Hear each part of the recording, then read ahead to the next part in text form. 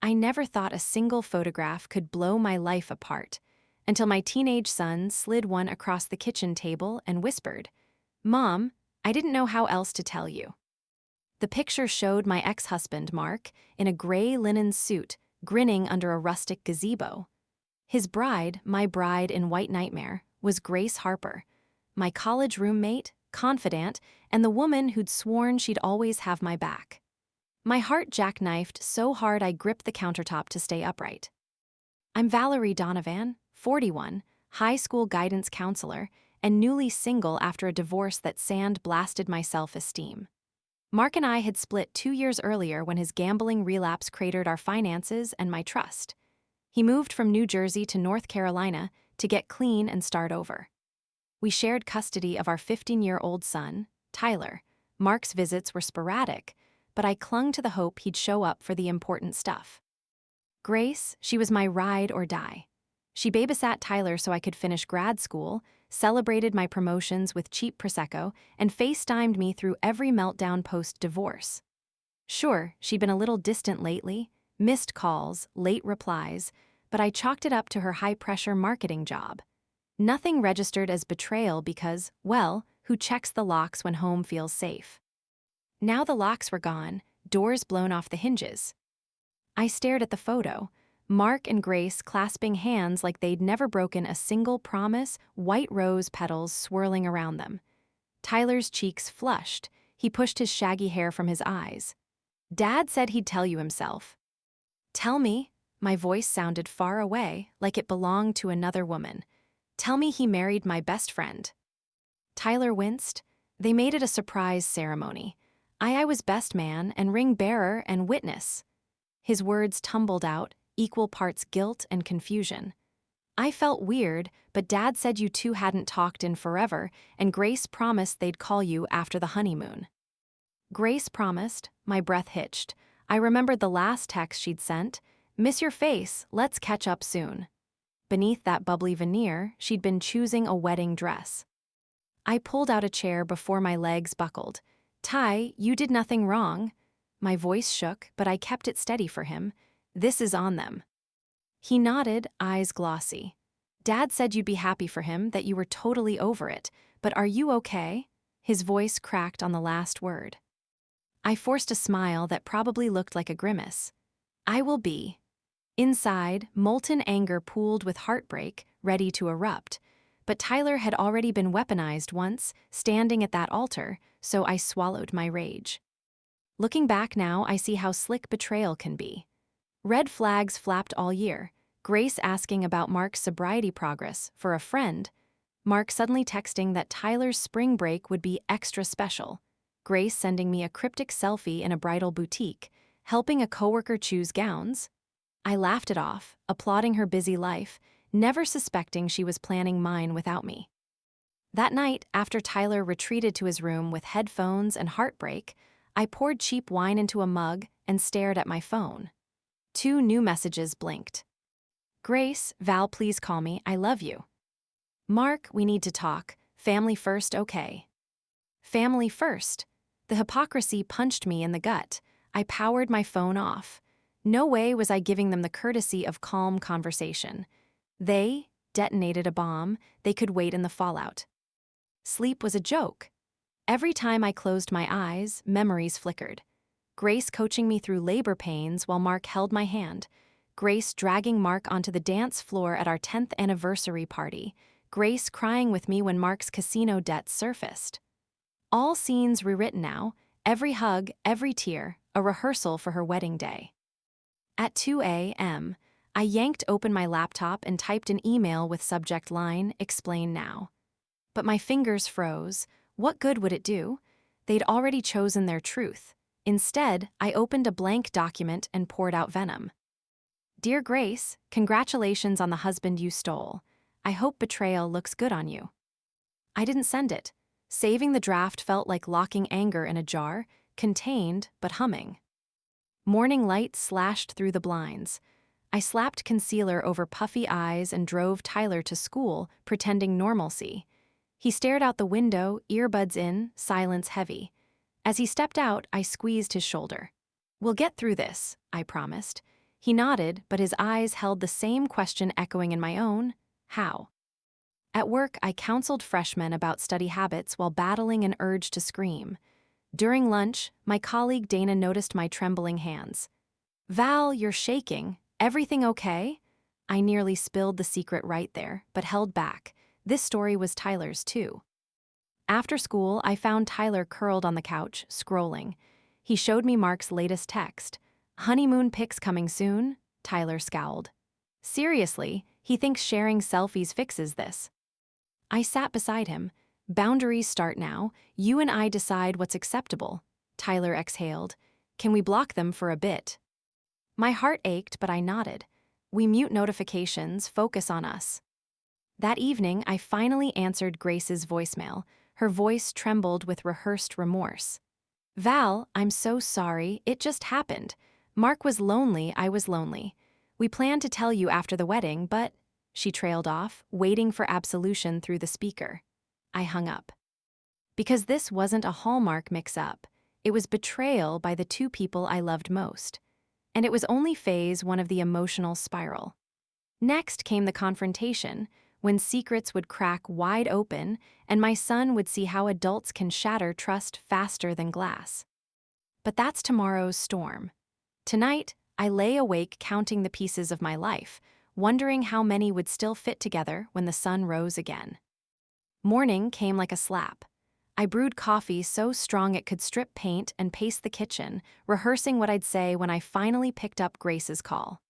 1 minute, I pictured calm interrogation. "When did it start? Why didn't you tell me?"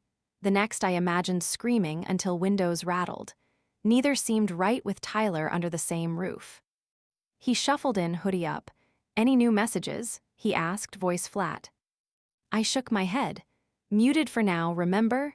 He nodded but kept staring at his phone, thumb hovering over the block button icon like it was a detonator. My heart twisted. "How about pancakes before school?" I offered. He managed a half-shrugged teenager code for sure, so I flipped batter while silence thickened between us. Halfway through breakfast, he blurted, "Do you hate them?" The question hung in the steam above our plates. I set down the spatula. "I hate what they did. People and actions aren't the same, but sometimes they overlap." He chewed slowly, eyes distant. "I think I hate them," he whispered. "Is that bad?" "No," I said softly. "Feelings aren't wrong. What matters is what we do with them." He gave a small nod, like a soldier acknowledging orders he didn't want. After he left, I finally dialed Grace. She answered on the first ring, voice quivering. "Val, thank you." "Save it," I cut in. "I need facts. When exactly did you start seeing Mark?" A shaky inhale. "About 11 months ago. He called about Tyler's birthday gift, we caught up. One conversation turned into many, I never planned." "Spare me the romance trailer," I snapped. "Did you ever feel the need to tell me you were dating my ex-husband?" "I tried," she insisted. "Every time we scheduled brunch, I chickened out. I convinced myself you moved on." My laugh was bitter. "Moved on? You listened to me cry about him last Thanksgiving while you were busy planning a wedding." She sobbed. "I was wrong. I'm so sorry." Guilt flickered, her tears sounded real, but anger flared hotter. "This isn't just about me. Tyler's in therapy now because you too made him accessory to your secret." Grace sniffed. "We'll pay for whatever he needs." "It's not about money." My voice shook. "He feels betrayed by the only adults he's supposed to trust." Silence, then Grace whispered, "Tell him I love him." "You tell him," I replied, "when he's ready to listen." I hung up before remorse could soften me.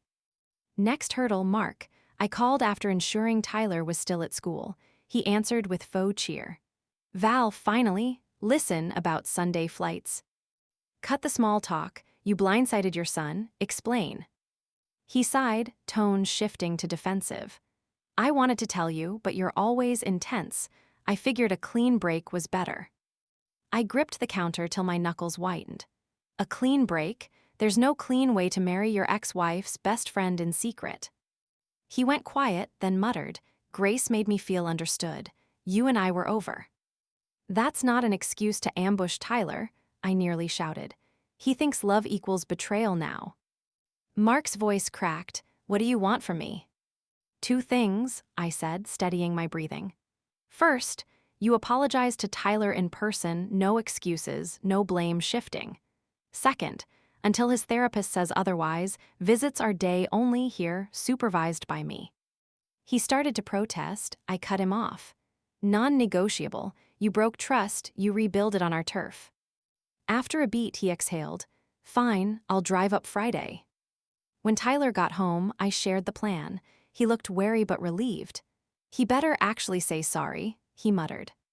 Friday evening, Mark's rental pulled up. He stepped out in jeans and forced humility, clutching a duffel like a peace offering. Tyler waited in the doorway, arms crossed. I stayed behind him, silent referee. Mark cleared his throat. Ty, I messed up. I should have told you and your mom before the wedding, I'm sorry. Tyler's jaw tightened. Why'd you hide it? Mark's eyes glistened. I was scared. I thought you'd hate me. Tyler's laugh was hollow. Guess what? It worked. He turned away, retreating to his room. Mark looked at me, eyes pleading. What now? Now you wait, I said. Trust isn't a switch. Over the weekend, Mark tried, helped Tyler with geometry, tossed a football in the yard. But every interaction was stiff, haunted by what wasn't being said. Sunday night, as Mark prepared to leave, he asked softly, Can I talk to you, Val? We stood on the porch beneath porch light glare. He stuffed his hands in his pockets. I know there's no fixing us, but Grace and I want you involved. Holidays, graduations. My laugh was sharp. Involved? You erased me from your wedding guest list, Mark. He winced. Fair, but this blended family thing only works if you're willing to meet halfway. I squared my shoulders. Halfway starts with total honesty, no more surprises, ever. He nodded, eyes earnest, but I'd seen that look before, right before overdue credit card statements.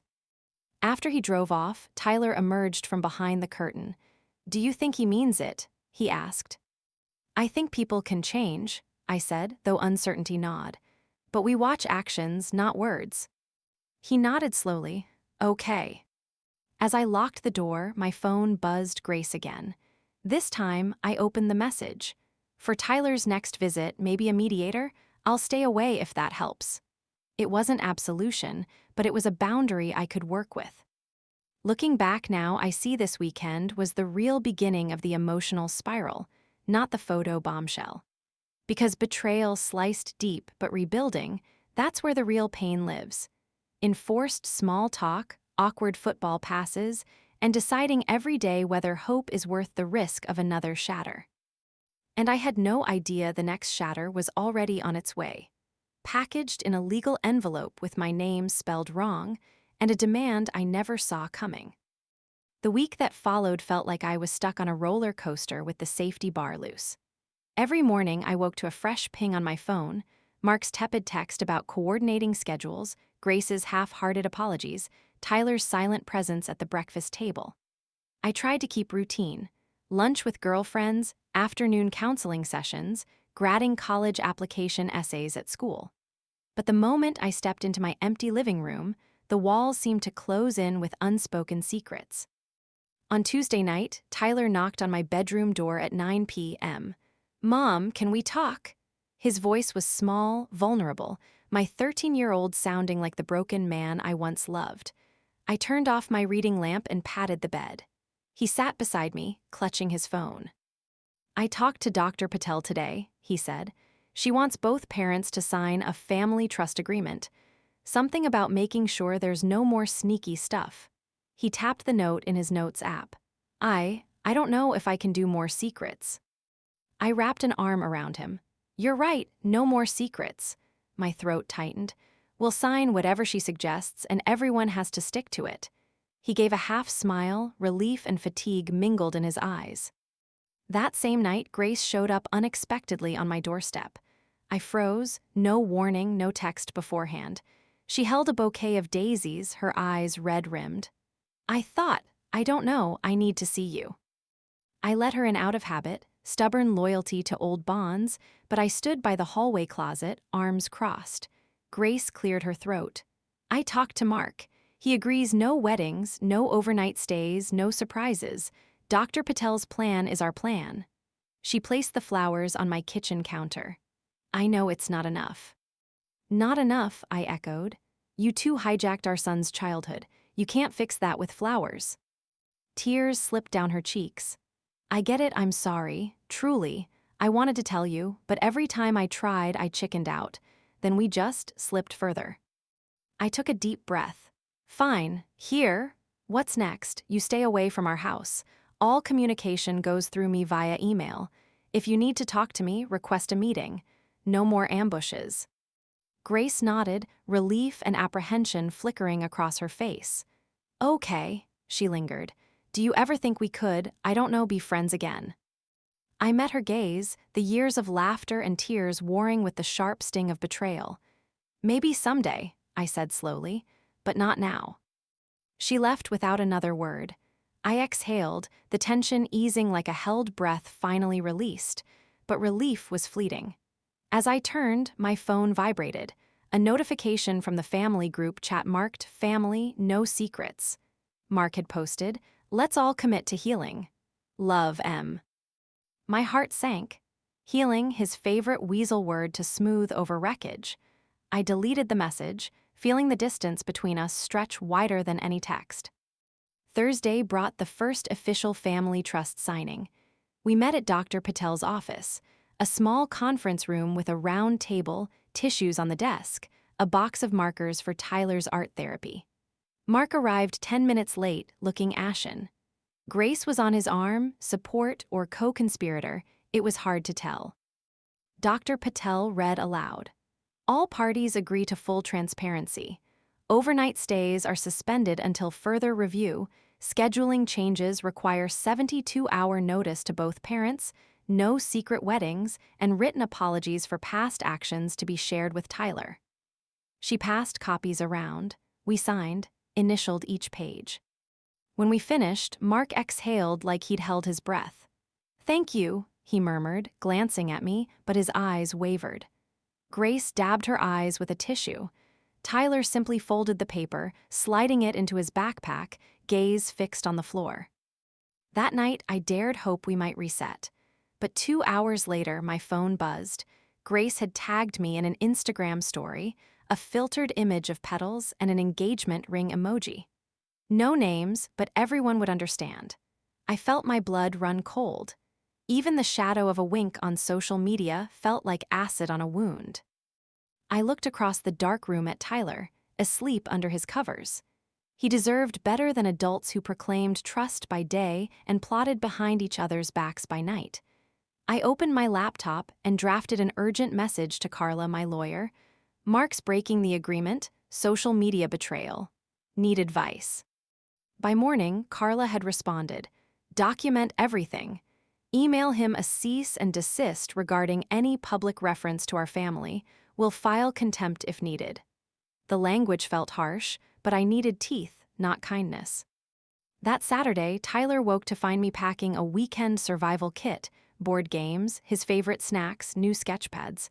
"Road trip?" he asked. I smiled, the first genuine smile in days. "Just you and me. No adults allowed." We drove 2 hours north to a lakeside cabin I'd rented. Just book Smart's special rate getaway for overdue mother-son bonding. No cell service, no texts, no whispers of wedding bells or trust agreements. We spent the afternoon skipping stones and roasting marshmallows. Tyler laughed, that rare, unguarded sound, and I felt my heart unclench. As dusk settled, he leaned against me. "Thanks, Mom, I needed this." I kissed his forehead. "Me too, baby, me too." In that cabin, with only the water's lullaby, I remembered why I fought so hard. For the innocence of childhood, for love unmarred by adult deceit. The emotional spiral still swirled around us, but for one precious weekend, we floated above it, carving our own path through the wreckage. Looking back now, I see that our escape was more than a reprieve. It was a declaration. No matter how twisted the betrayal, a mother and son, united, could reclaim a piece of peace.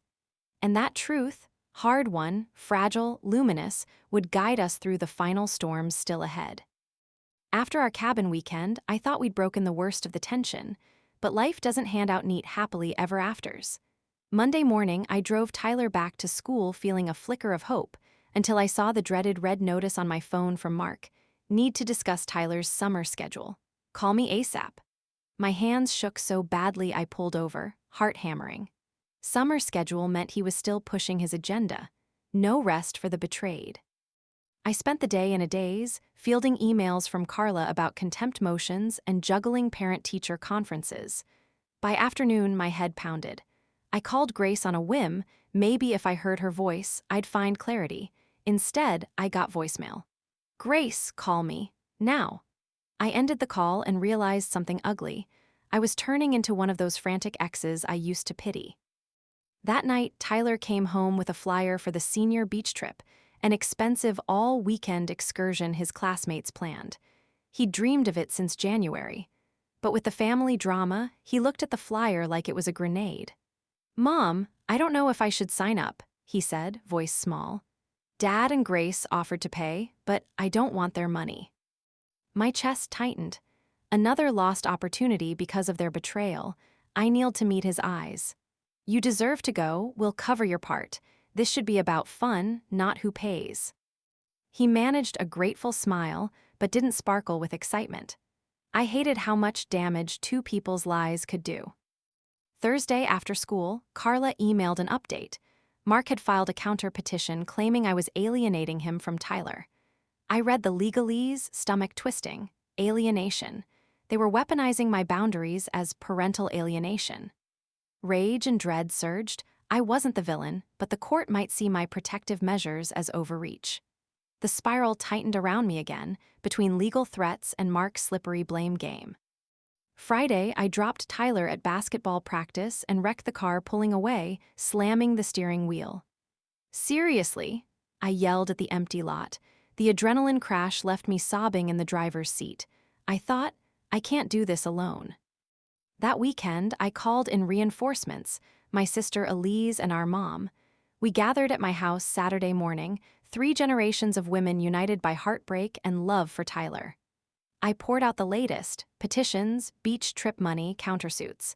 Elise slammed the table. "He's dragging you through court to spite you. Enough." Our mom sighed, wise lines creasing her face. "Val, setting boundaries isn't alienation, but you need evidence. Keep a journal of every communication." She handed me a pretty leather notebook. "Write everything. Dates, times, quotes. That way you're not relying on emotion alone." I took the notebook like a lifeline, promising to log every text, call, and odd Instagram mention. Just having a plan eased the panic. That afternoon, Tyler emerged from his room clutching the senior beach trip flyer. "Mom, can I go?" His eyes were hopeful. "I really want this." I exhaled, weighing the teen's right to enjoy one bright memory against Mark's attempts to control our lives. "Yes," I said, voice steady, "but you'll pay part. We'll set up a payment plan from your summer job. It's your trip, your responsibility." He grinned so wide I almost forgot the chaos. "Thanks, Mom. It means a lot." That night, I set up the journal on my desk and began logging. July 12, 8:34, Mark text, "Can't wait to see Tyler this weekend." No mention of my schedule or boundaries. July 12, 9:02, me. "Following therapist's plan, visits still bi-weekly at my house." July 12, 9:15, Mark, "Whatever, you're so controlling." Seeing it in black and white made the pattern undeniable. Guilt trips, blame, stonewalling. Anger simmered, but I channeled it into clear records, not screaming matches. On Monday, I emailed Mark with a calm summary of next weekend's plan, date, time, location. I attached a copy of the family trust agreement. "Please confirm receipt." Then I sat back, heart pounding as the minutes ticked by. When my phone buzzed with his curt, "Got it," I felt both relief and dread. He could comply or find another legal loophole. Wednesday night, over dinner, Tyler hesitated before diving into his pasta. I watched him, that boy caught between 2 crumbling worlds, and my heart ached. "Mom," he said, voice small, "do you think things will ever go back to normal with Dad and Grace?" I paused, choosing honesty. Normal as it was? No, but I think we can find a new normal, one where you come first and promises mean something. His eyes shone with cautious hope, and I realized that was my mission: to rebuild trust brick by brick, protecting Tyler against the collapse around us. That week ended with a small victory. Mark arrived on schedule for his visit, unannounced, yet no, he'd followed the plan. He handed Tyler his overdue laptop gift, then stood awkwardly in my living room. Without needing to rehearse, I greeted him with quiet firmness. "Ready for your 2 hours." He nodded, shoulders hunched. I escorted him and Tyler to the backyard. No small talk, just basketball, the one thing that once brought us joy. For 1 hour, the game was a balm. Laughter, groans, competition under the late day sun. Then Mark thanked me and left on time. No fights for once. At bedtime, Tyler hugged me tight. "Thanks for the normal part, Mom." I kissed his hair, tears warm on my cheek. Always kiddo. Looking back now, I see the power of small wins. They don't erase betrayal, but they remind you power belongs to the one who sets and holds boundaries. Our spiral of chaos paused, giving me space to breathe and strategize. But the real challenge, when Mark's countersuit hits the courtroom next month, still looms. And I'm not naive enough to believe this ride is over. Yet tonight, as I close my journal and drift to sleep, I feel a spark of confidence. I'm not spinning helplessly anymore. I'm steering, one honest entry at a time. The day we stepped into that courtroom felt like walking into a lion's den. Mark's lawyer, slick in navy suit, sat across from me at the long oak table. Between us, Carla Ruiz flipped through our binder of journal entries and therapist notes. I sat rigid, heart pounding so hard I worried the judge could hear it. "Ms. Donovan," the magistrate began, voice calm but firm, "we're here on Mr. Preston's motion to modify custody. He alleges you've unreasonably restricted visitation. Your response?" Carla stood. "Your Honor, my client has adhered strictly to Dr. Patel's family trust agreement. Mr. Preston's accusations stem from his own breach of that agreement and ongoing attempts to manipulate their son's loyalties." The judge nodded. He called Tyler forward, asking him to explain how the current schedule was affecting him. My chest tightened as I watched my son, brave in a too large blazer, voice shaking. I feel like I'm in the middle of a tug of war. Sometimes I just want peace. Hearing him speak broke me. I clenched my fists, willing tears back. The judge asked me to share any evidence. Carla passed up the leather journal. I saw Mark's barrage of late-night texts, demands for unsupervised overnight stays, Instagram announcements, and Grace's tagged posts flaunting their life like propaganda. When I described how Tyler's grades had slipped and he'd confided in Dr. Patel that he feared disappointing either parent, the judge's brow creased. Mark's lawyer objected, calling it hearsay. Carla countered, "Dr. Patel is a licensed guardian ad litem appointed by this court. Her testimony is admissible." The judge called a recess.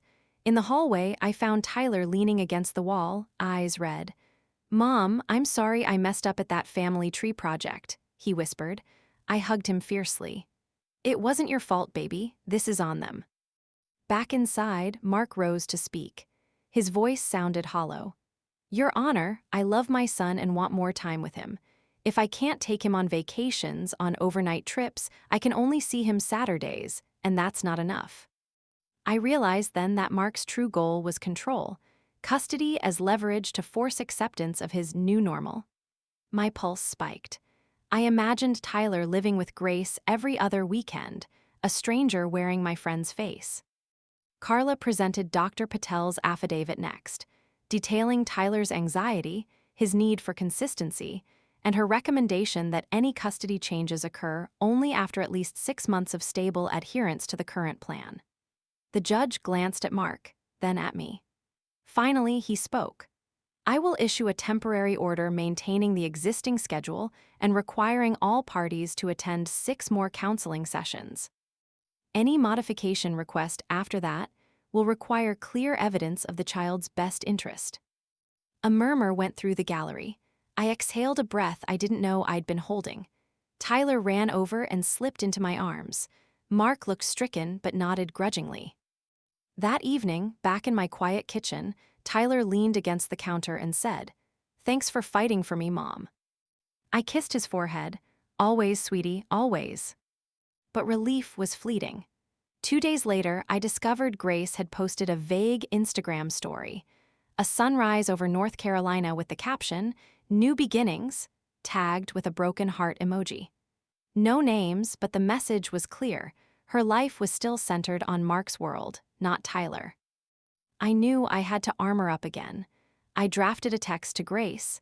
"Any public allusion to our family dynamic violates the spirit of our agreement. Please remove the story." That night, I saved a screenshot and sent it to Carla. As I lay in bed, journal at my side, I realized how far I'd come from sobbing over a wedding photo. Now I was logging every slight, every boundary breach, every half-truth. The emotional spiral had not released its grip. It was tightening around Mark and Grace first, then trying to pull me in. But I was no longer spinning helplessly.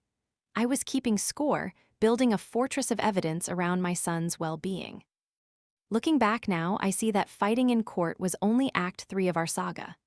The final twist, when a shock medical crisis forces Grace to choose between loyalty to Mark and protecting Tyler, was already on its way. And I worried. Would she rise to protect my son, or hide behind the ring she stole? The next battle would prove who truly had Tyler's best interests at heart, and whether my boundaries could hold long enough for justice to prevail. The real test arrived in the middle of a Thursday afternoon, what Dr. Patel later called the crisis event. Grace was driving Tyler back from his bi-weekly visit when her car swerved to avoid a distracted driver. The airbag exploded, metal crunched, and then silence. Tyler's face pressed against the passenger door, eyes wide as he fumbled for his phone. "Mom, Mom," he screamed into the handset. I dropped everything and raced to the hospital, adrenaline fueling every mile. When I arrived, nurses rushed Grace on a stretcher, unconscious, bleeding from a head wound. Mark appeared moments later, pale, frantic, but when I protested he must wait for updates, he collapsed in tears at the nurses' stations. Tyler stood beside me, trembling. I pulled him into my arms. "She's going to be okay, sweetie," I whispered, though I had no proof. Over the next 2 tense hours, Mark hovered uselessly.